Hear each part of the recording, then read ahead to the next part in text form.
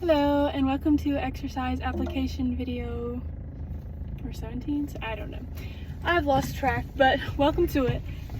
Today was just a shoulder day, so nothing too crazy. It was just about 30 minutes of lifting some weights.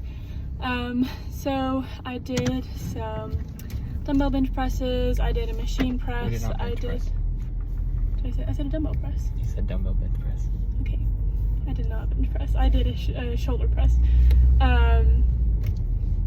Ignore him. I did some lateral raises, whatnot. But today, what I want to talk about and what we've been talking about in class is the respiratory system.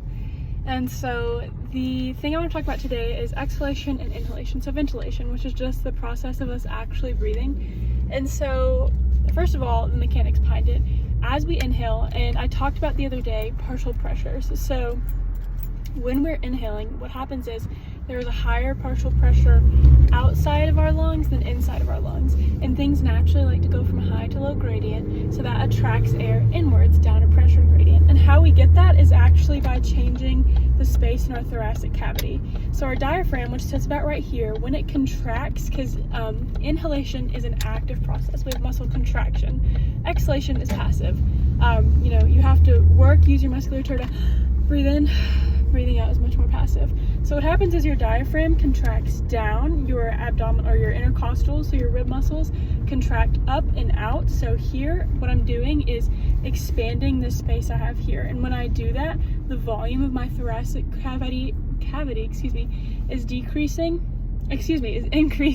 which is then going to decrease my pressure. Because if you have greater volume, there's less pressure. Because the smaller something is, the more force.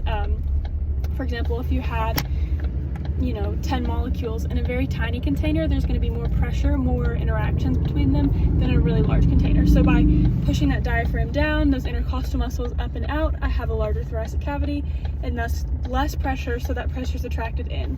As it goes in, then I get more pressure inside of my lungs. So then my diaphragm relaxes, comes back up, my abdominal muscles come back in, my internal intercostals.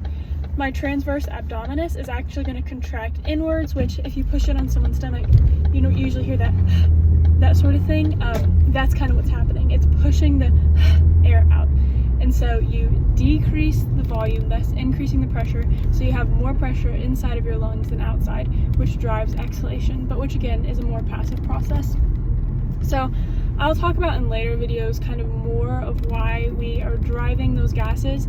But the main idea being, as we inhale, we're taking in oxygen, because bioenergetically and just to sustain life, we need oxygen acting as that final electron acceptor in the electron transport chain. So especially during exercise, we see increased ventilation, partially because we have a higher oxygen demand, so we need to breathe more in. But largely, when you are, say, hyperventilating, you are focusing on your exhalation because you are trying to get carbon dioxide out.